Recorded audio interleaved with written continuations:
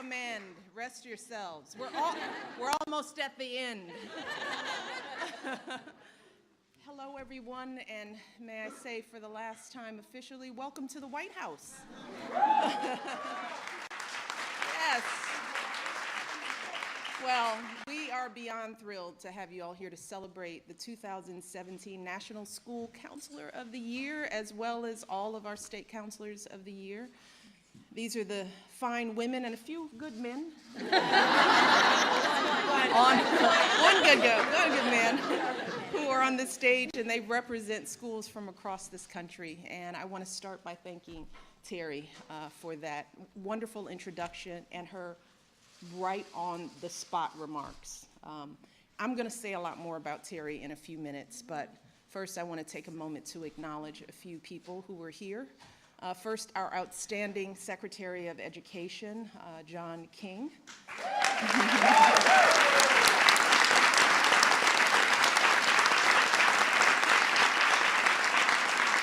As well as our former Education Secretary, Arnie Duncan.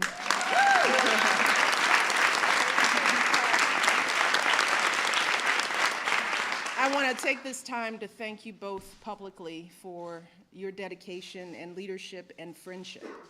We couldn't do this without the support of the Department of Education under both of your leadership. So I'm grateful to you personally, and I am very proud of all that you've done for this country. I also want to acknowledge a few other special guests we have in the audience. We've got a pretty awesome crew. You know, as one of my staff said, you roll pretty deep. I'm like, well, yeah, we have a few good friends. We have with us today Ted Allen, Lala Anthony, Connie Britton, Andy Cohen. Yeah, Andy Cohen is here. Carla Hall, Coach Jim Harbaugh, and his beautiful wife, who's a lot better looking than him.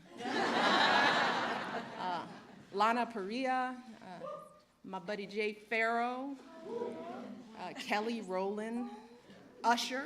Ooh. Keep it down. Keep it together, ladies. Wale is here. And of course, Allison Williams and her mom are here. And all these folks are here because they're using their star power to inspire our young people. And I am so grateful to all of you for stepping up in so many ways, on so many occasions. I feel like I've pestered you over these years, asking time and time again, well, where are you going to be? I'm going to be in New York. Can you come? Can you come here? Can you do this? Can you tape that? Can you ask for that? Can you come? Can we rap? Can we sing? So thank you all so much. It really means the world to this initiative to have such powerful, respected, and admired individuals speaking on behalf of this issue. So congratulations on the work that you've done, and we're going to keep working. And today, I especially want to recognize all the extraordinary leadership team that was behind Reach Higher from day one. And this isn't on the script, so they don't know this. I want to take time to personally acknowledge a couple of people. Executive Director Eric Waldo. Where is Eric? You got to step out. Step out there. There goes Eric.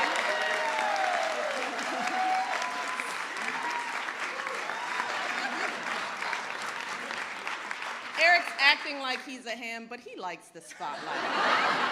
He's acting a little shy. I want to recognize our Deputy Director, Stephanie Sprouse. Stephanie, back there. And he's really not going to like this because he tries to pretend like he doesn't exist at all, but our Senior Advisor, Greg Darnader. Woo! There you go. Greg has been a leader in education his entire life. I've known him since I was a little organizer person, and it's just been just a joy to work with you all. These individuals, they are brilliant, they are creative, they have worked miracles with hardly any staff or budget to speak of, which is how we roll in the First Lady's office. And I am so proud and so grateful to you all for everything that you've done. So let's give them a round of applause. Or you can leave.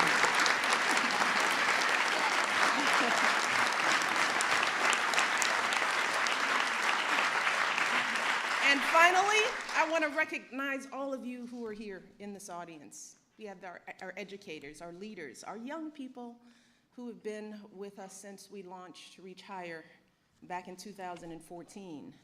Now, when we first came up with this idea, we had one clear goal in mind. We wanted to make higher education cool. We wanted to change the conversation around what it means and what it takes to be a success in this country. Because let's be honest, if we're always shining the spotlight on professional athletes or recording artists or Hollywood celebrities, if those are the only achievements we celebrate, then why would we ever think kids would see college as a priority? So we decided to flip the script and shine a big, bright spotlight on all things educational. For example, we made College Signing Day a national event. We wanted to mimic all that drama and excitement traditionally reserved for those few amazing football and basketball players choosing their college and university teams. We wanted to focus that same level of energy and attention on kids going to college because of their academic achievements. Because as a nation, that's where the spotlight should also be, on kids who work hard in school and do the right thing when no one's watching, many beating daunting odds. Next, we launched Better Make Room. It's a social media campaign to give young people the support and inspiration they need to actually complete higher education. And to really drive that message home, you may recall that I debuted my music career rapping with Jay about getting some knowledge by going to college.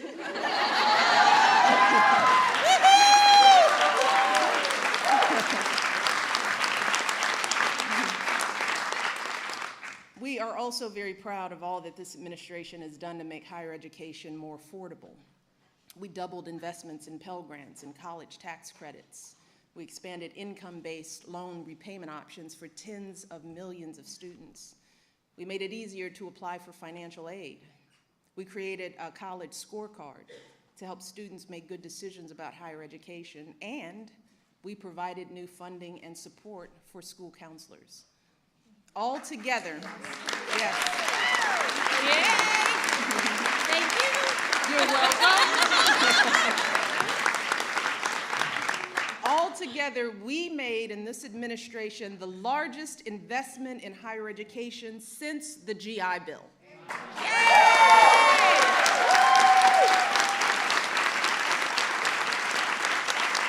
And today, the high school graduation rate is at a record high, and more young people than ever before are going to college.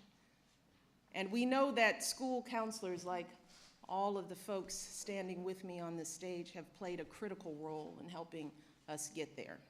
In fact, a recent study showed that students who met with a school counselor to talk about financial aid or college were 3 times more likely to attend college, and they were nearly 7 times more likely to apply for financial aid.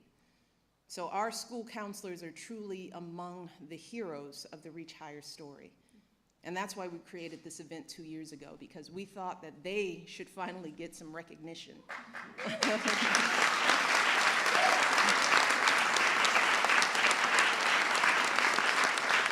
We wanted everyone to know about the difference that these phenomenal men and women have been making in the lives of our young people every day.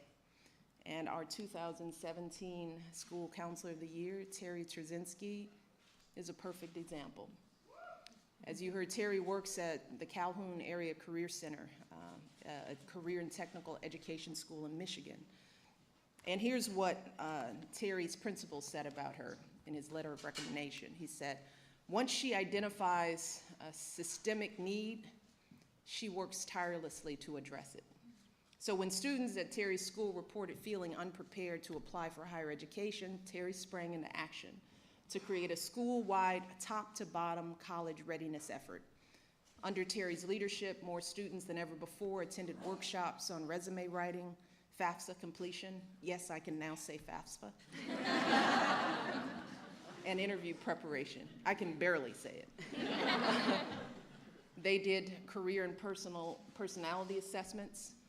They helped plan a special college week, and they organized a military day, hosting recruiters from all branches of our armed forces. And because of these efforts today, 75% of Calhoun's seniors now complete key college application steps, and Terry's school has won state and national recognition. And all of this is just one small part of what Terry does for her students each day. I can go on and on about all the time she spends one-on-one with students, helping them figure out their life path. Terry told us, as you heard, she told us about one of those students, so we reached out to Kyra, and here's what Kyra had to say in her own words. Kyra wrote that Mrs. Torzinski has helped me grow to love myself. She helped me with my doubts and insecurities. She said, my life has changed for the better in all aspects. Kyra said she held my hand through my hardest times. She said, Mrs. Torzinski is my lifesaver. That's what Kyra said. And this is what each of you do every single day. You see the promise in each of your students. You believe in them even when they can't believe in themselves, and you work tirelessly to help them be who they were truly meant to be.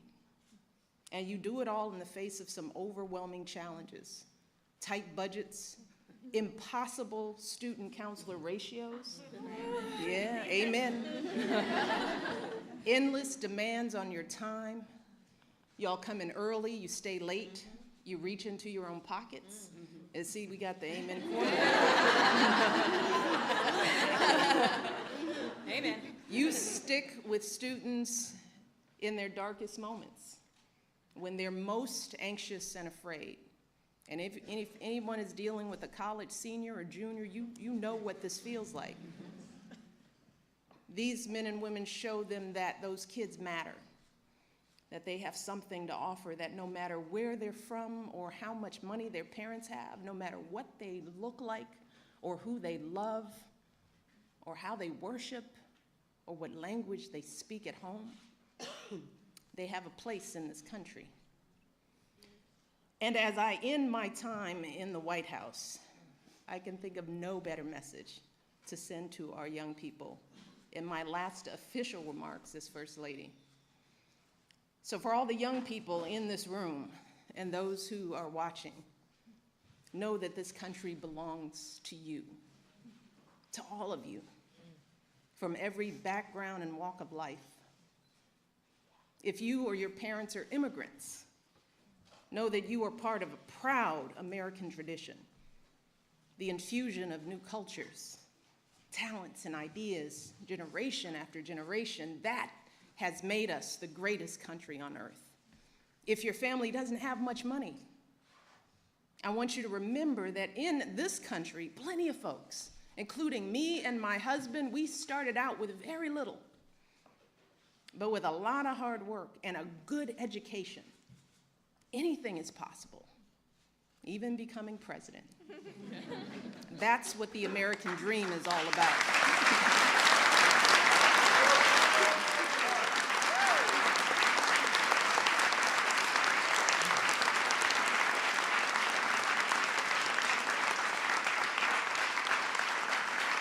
And if you are a person of faith, know that religious diversity is a great American tradition too. In fact, that's why people first came to this country, to worship freely. And whether you are Muslim, Christian, Jewish, Hindu, Sikh, these religions are teaching our young people about justice and compassion and honesty. So I want our young people to continue to learn and practice those values with pride. You see, our glorious diversity, our diversities of faiths and colors and creeds, that is not a threat to who we are. It makes us who we are.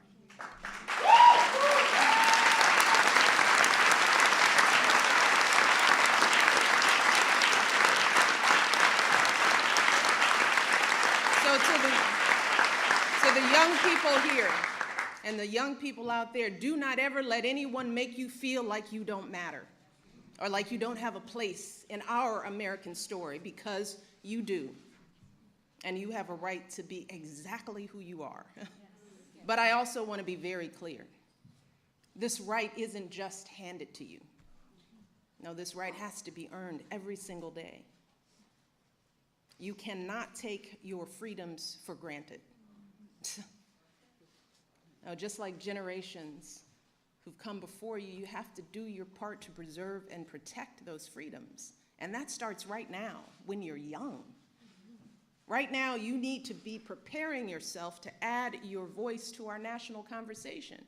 You need to prepare yourself to be informed and engaged as a citizen, to serve and to lead, to stand up for our proud American values and to honor them in your daily lives.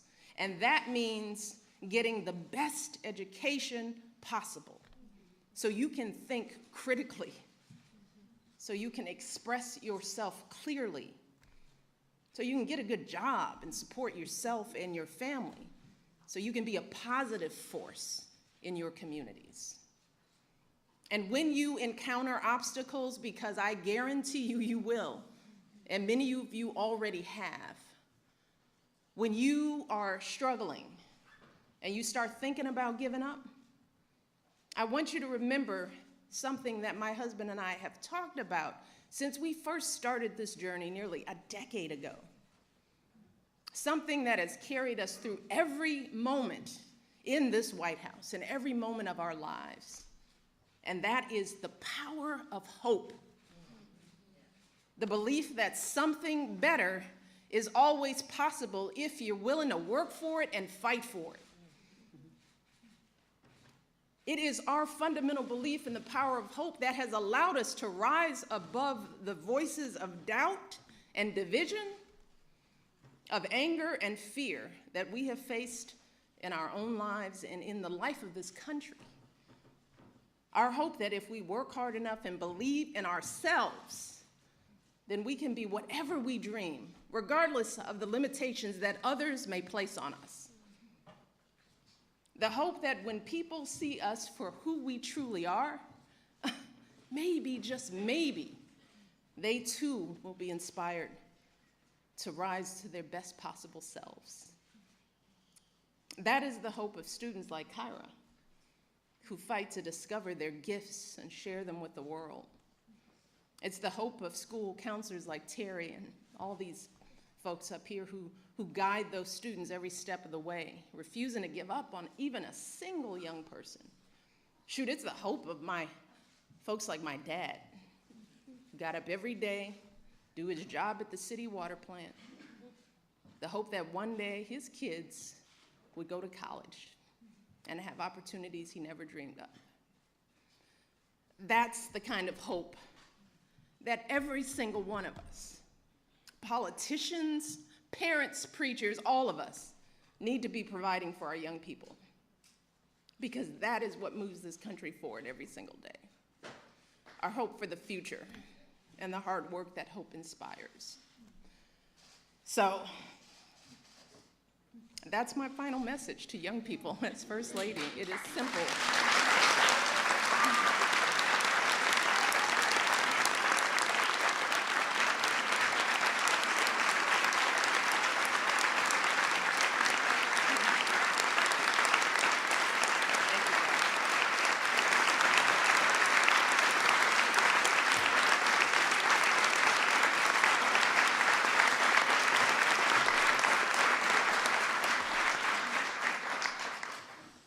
I want our young people to know that they matter, that they belong.